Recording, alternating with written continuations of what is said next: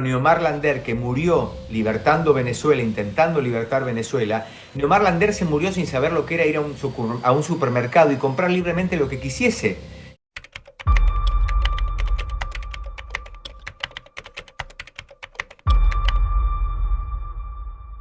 Silvio, bienvenido a este espacio llamado Venezuela en Profundidad. Bueno, un espacio donde tratamos pues de conversar a fondo toda la situación en Venezuela.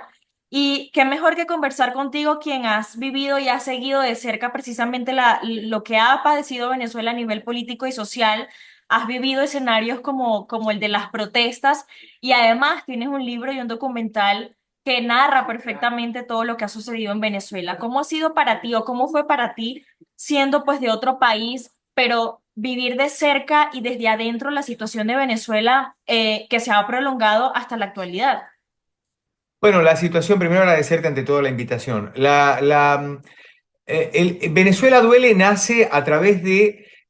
Yo me sentí en el compromiso, primero que la Argentina tiene una deuda muy grande con Venezuela. En la guerra de las Malvinas, que nosotros tuvimos la guerra en 1982 de las Malvinas, uno de los primeros países de la región que se solidarizó con nosotros fue la República de Venezuela. A tal punto que esta historia ya está sabida después de tantos años, hasta el punto que hasta Venezuela mismo nos aportó aviones que en ese momento no se podía saber porque hubiese sido el inicio de una guerra mundial.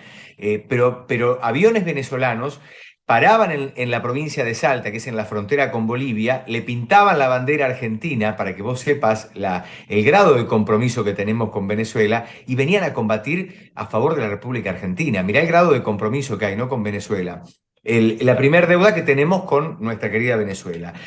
La segunda deuda, cuando en el 2001 la Argentina atraviesa una de las peores crisis económicas y con los famosos bonos que no servían ni de papel toalette, literalmente argentinos, los compra el pueblo de Venezuela. Aclaremos esto, lo compra el pueblo de Venezuela. Así que Argentina vivió dos situaciones muy trascendentales con Venezuela. Ahí yo me sentí en la obligación de decir, coño, es tan arrecha, es tan complicada la situación que está viviendo Venezuela en este momento que es imposible no solidarizarnos.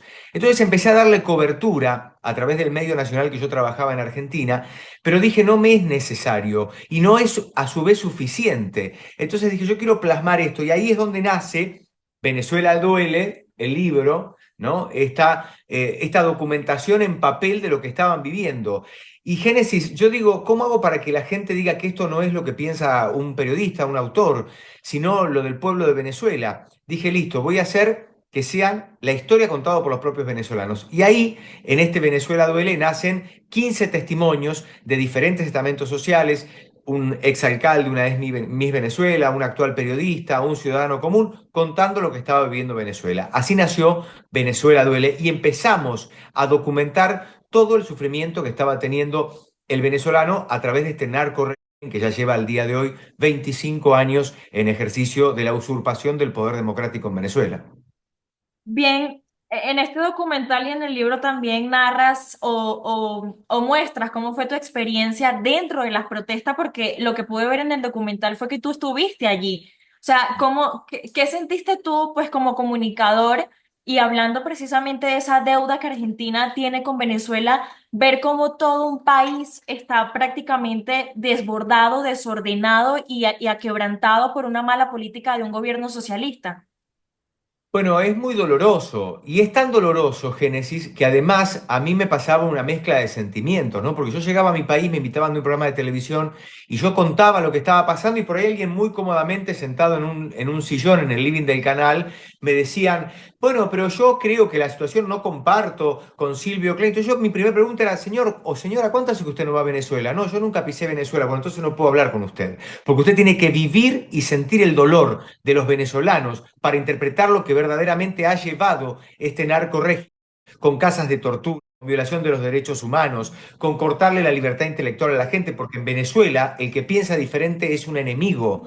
O sea, en Venezuela no es como en cualquier país donde hay una democracia, que si yo pienso diferente a ti soy un adversario. No, en Venezuela sos un enemigo y te condenan a lo peor, como ha pasado con tantos, con más de 3.000 desaparecidos, con más de casi 900 jóvenes asesinados del 2014 a la fecha, con las casas de tortura que aún hoy siguen funcionando en Caracas capital. Esto es una locura que en el siglo XXI estemos viviendo esto en un pueblo de Latinoamérica.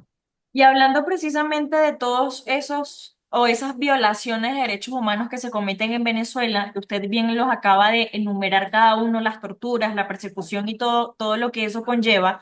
Y hablando de enemigos, bien sabemos que el gobierno actual de Argentina se ha convertido en un enemigo. O sea, el gobierno de Venezuela lo ve como un enemigo precisamente por la posición que mantiene actualmente el gobierno de Javier Milei. Y pues surge digamos, este enfrentamiento de las órdenes de captura. ¿Cuál es su percepción ante unas leyes como, o un sistema judicial como el de Venezuela que emite tan descaradamente una orden de captura contra funcionarios argentinos acusándolos de lo que ellos mismos cometen? Mm. Bueno, a ver, yo siempre digo que no hay mejor defensa que un buen ataque. Y el régimen se caracteriza porque no subestimemos a Nicolás Maduro y a todo el régimen. El que dice son unos pobres estúpidos, no lo subestimemos. Todo lo que hace el narco régimen, porque declaremos que es un narco donde los sobrinos directos del presidente estuvieron retenidos y detenidos en Estados Unidos, que después, no sé, misteriosamente aparecieron de vuelta en suelo venezolano. No sé qué pasó ahí raro entre Estados Unidos y Venezuela, que siempre nos va a quedar la duda, pero eso es un capítulo aparte, no me quiero apartar de tu pregunta. Venezuela necesitaba armar este circo payasesco a través de Tarek William Saab, como yo le digo, el trasvestido fiscal, porque literalmente es un trasvestido fiscal, pero que no se malentienda lo que digo, trasvestido por su moral hablo. El trasvestido fiscal saca esa serie de aprehensiones, como llaman ellos, contra el presidente, contra la canciller, contra nuestra ministra de Seguridad de la Nación, Patricia Bullrich, contra el ministro de Seguridad de la Ciudad de Buenos Aires, Waldo Wolf, gente paradójicamente y raramente comprometidos con la causa de la libertad por Venezuela, argumentando que ellos dieron el ok en la participación de la retención de este avión que tenía pedido de captura por parte de Estados Unidos y que Argentina, lógicamente, toma ese recaudo y lo entrega al país que lo reclama. Es payasesco y de hecho, sin ir más lejos, la propia ministra de Seguridad de la Nación lo dijo en sus propias palabras, me genera risa, el ministro de Seguridad de Cava, Waldo Wolf, dijo, para mí es un halago que estos payasos me vengan a mí a reconocer por ser y a pedirme la captura por pensar por la libertad de Venezuela. Así que siento que cada día el régimen está más acorralado y que son estos manotazos de ahogado, como decimos en Argentina,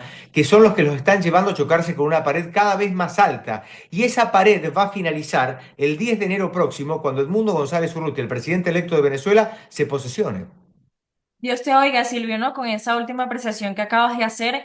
Y con eso doy preámbulo a quizás tocar un poco tu parte humana de esa experiencia que viviste en Venezuela en medio de las protestas. Viste personas heridas, presenciaste los ataques donde muchos perdieron la vida.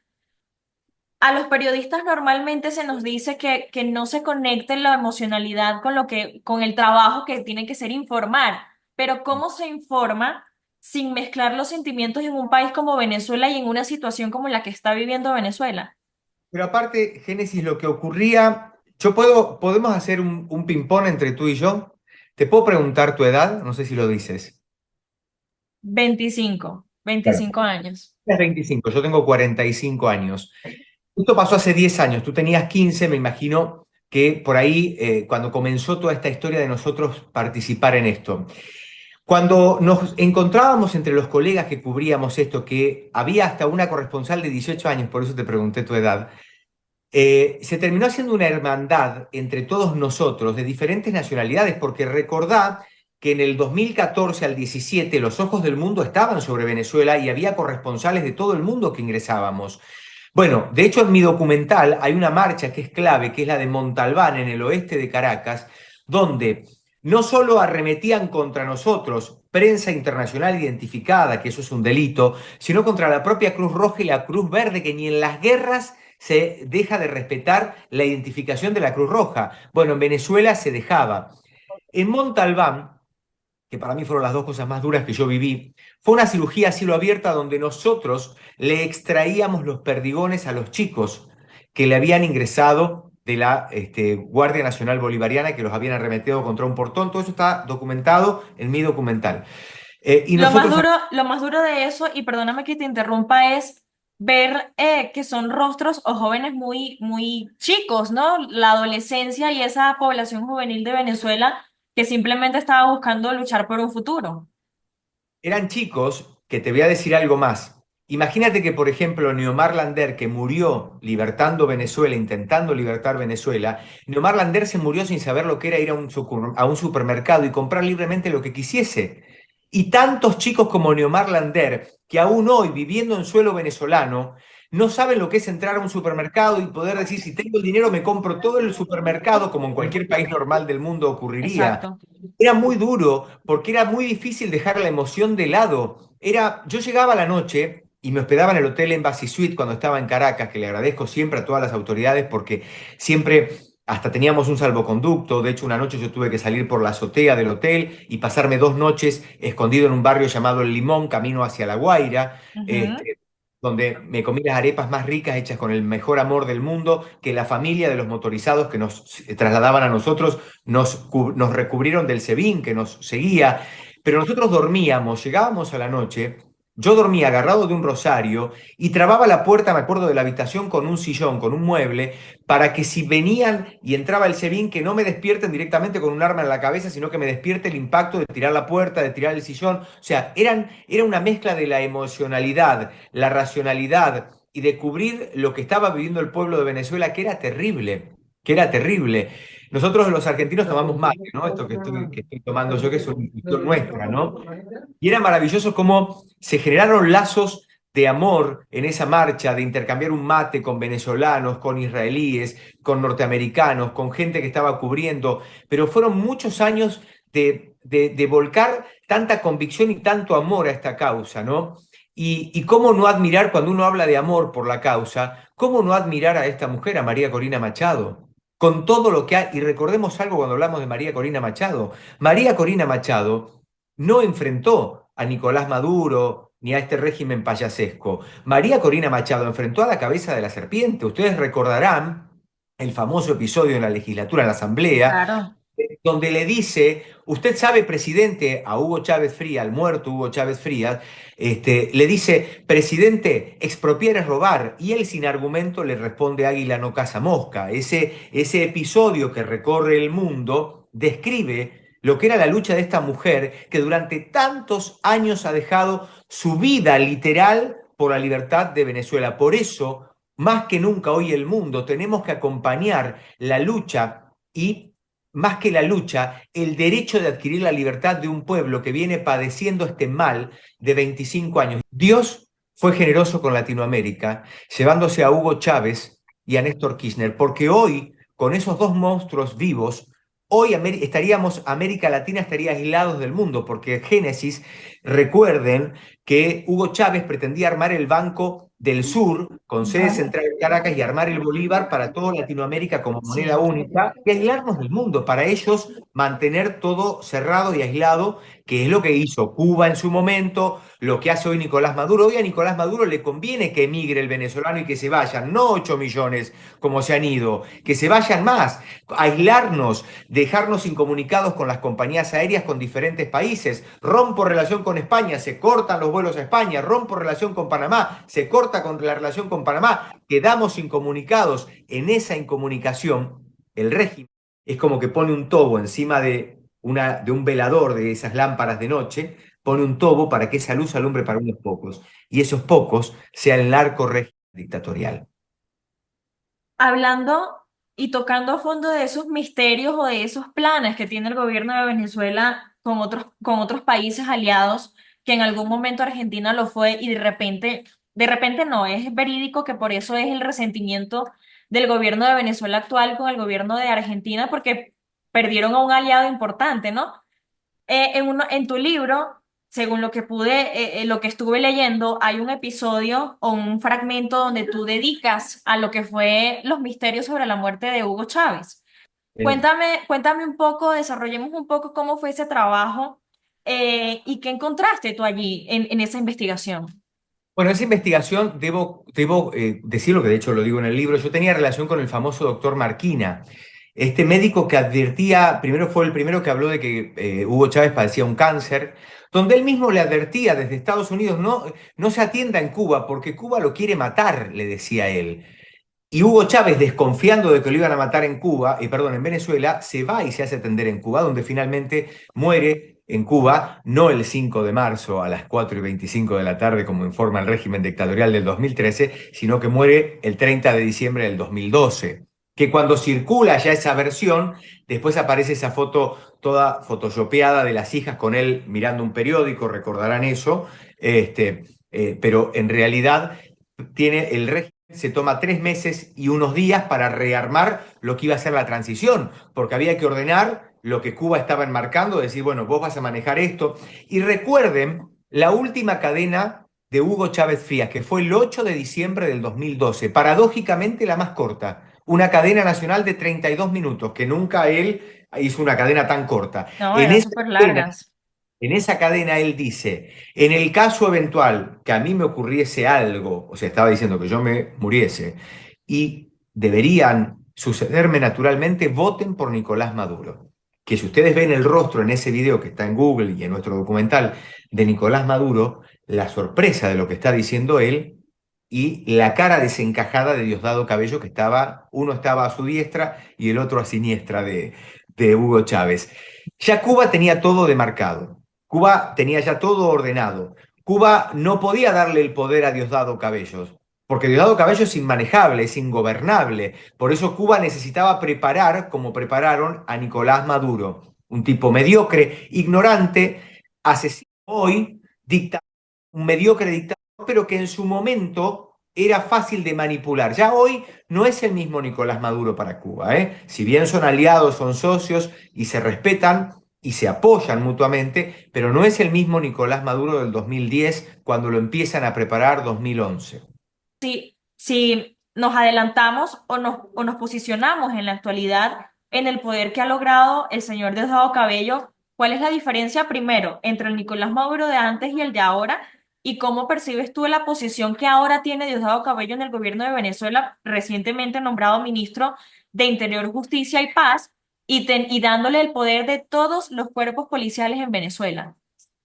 Bueno, vamos de atrás para adelante. Primero, Diosdado Cabello hizo, esto es información muy precisa, puso un ultimátum. A mí me dan el poder y este cargo que quiero, porque si no yo suelto la mano y hago que las Fuerzas Armadas hagan lo que quieran. Y ustedes saben que en Venezuela la relación de las Fuerzas Armadas tiende de un hilo que está manejado por lo económico, por supuesto, ¿no? Por eso hay un ministerio para un general, otro ministerio para otro, porque lo sostiene con la contención económica, Nicolás Maduro, Diosdado Cabello y todo el combo. Pero Diosdado Cabello había perdido poder, había perdido poder territorial.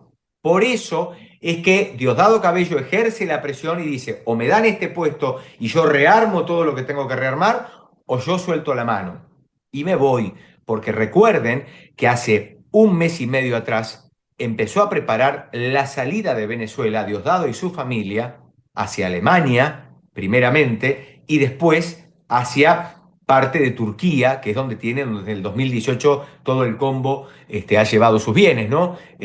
A partir del 2018, entre el 2018 y 2019, el régimen llevó todas sus riquezas, dinero en efectivo, oro, todo para Turquía, para Irán, e inclusive que hoy son sus principales socios, más que China y más que Rusia, Irán, el rol que tiene. De hecho, sin ir más lejos, ayer levantando y apoyando abiertamente Nicolás Maduro, diciendo que Venezuela apoya a Irán entre este conflicto entre Irán e Israel. O sea, es terrible la situación.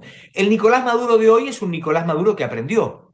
Es un bruto, un supino ignorante que aprendió porque más allá de no tener capacidad, lo fueron rodeando de gente que lo fue preparando y hoy un tipo ya con 10 años de ejercicio, 11, 12, 13, 14 en el poder, fue ya formándosele, como decimos, callo y mal o bien, por más bruto que sea, tuvo que aprender.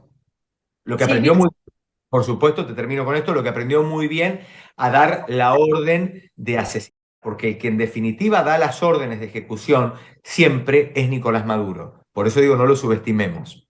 Y hablando de esas alianzas y digamos esa relación que se ha visto fortalecida entre Irán y Venezuela a este punto, ¿qué papel juega Cuba? Porque bien sabemos que en todos los discursos que da el gobierno venezolano, habla de injerencia, por ejemplo, de Estados Unidos, de la Unión Europea, dice que la ONU, recientemente Diosdado Cabello precisamente dijo que la ONU era un instrumento del imperio, pero entonces vemos capítulos como los de Cuba en Venezuela, incluso hay investigaciones que comprueban que los militares de Venezuela fueron adoctrinados o preparados por militancia cubana. Entonces, ya a este punto, con la cercanía que tiene Venezuela e Irán, ¿tú consideras que la relación con Cuba ya no es la misma o no tiene la misma fortaleza que antes?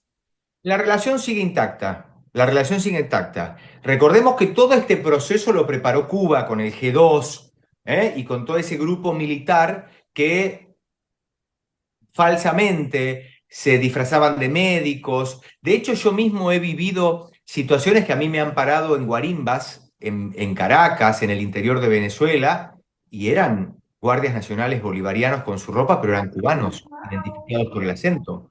Un día me tocó ver a uno con rasgos orientales, que yo pensé que era algún hijo de chino, de coreano, qué sé yo, como hay tanta migración en Venezuela, Exacto. y, y no hablaba español. Esto lo viví yo.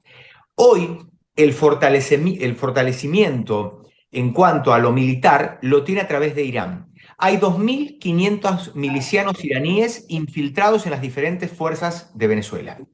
En el SBIN, en el 6EPC, en el DGSIM, en la Policía Nacional Bolivariana, en la Guardia, ¿sí? Solamente iraníes, sin contar los rusos y los chinos, que ya están desde hace más tiempo todavía. El ingreso de Irán en las Fuerzas Armadas en Venezuela se da en los últimos 2 años, donde comienzan las sociedades económicas con Venezuela, sobre todo con el oro, ¿no? En lo que es la región minera de Venezuela, el intercambio que se dan. Y un detalle, si nos queremos ir un poco más atrás, vos sabés que esto lo puede googlear la gente y saber, el estado del Tamacuro, Ujú. gobernado por la misma asesina gobernadora desde la época de Hugo Chávez, hay muchos lugares públicos que izan las dos banderas, la venezolana y la china, porque en su momento hicieron un acuerdo de coparticipación territorial en el Estado y Venezuela le dio acceso a que se hice la bandera. Y me han informado, yo no lo he vivido, pero esto me han informado, que en muchos actos oficiales se pasan los dos himnos nacionales, el venezolano y el chino.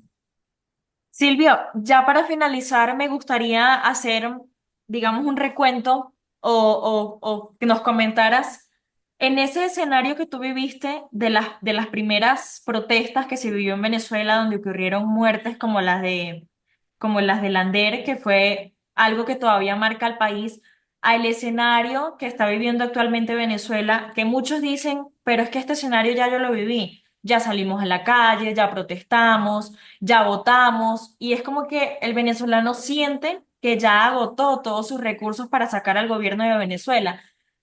¿Cuál consideras tú que puede ser la diferencia en este escenario de los que se han vivido anteriormente? La diferencia de este escenario es maravillosa, sacando lo malo. Quiero ver, como digo yo, quiero ver el vaso medio lleno, no medio vacío. Quiero ver el vaso medio lleno. La diferencia es abismal y te voy a explicar por qué.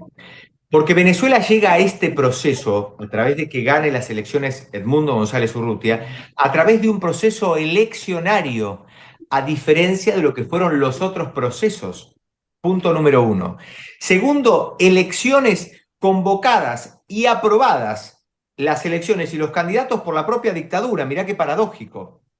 El pueblo venezolano tiene que entender que este escenario no tiene nada que ver con el anterior. Acá fueron elecciones ganadas por el voto de la gente. Por eso cuando María Corina Machado habla hasta el final, ¿qué es hasta el final? Hasta el final es Edmundo González Urrutia posesionado como Como presidente presidente. electo de Venezuela, como va a pasar Dios mediante el próximo 10 de enero, porque se está trabajando fuerte, los países aliados estamos trabajando fuertemente a boca cerrada para que se dé el proceso constitucional de que se posesione el 10 de enero próximo el presidente electo de Venezuela.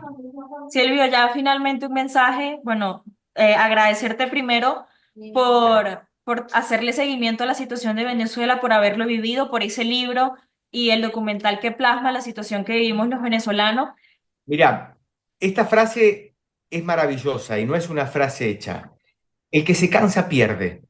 Y créanme, queridos venezolanos, amados venezolanos, ustedes que muchos tuvieron que salir de Venezuela no a hacer turismo, sino con una sola maleta y en esa maleta sus sueños de volver a encontrar la libertad de una tierra donde puedan llegar y abrazar nuevamente a sus familias. Créanme que el que se está cansando es el régimen dictatorial.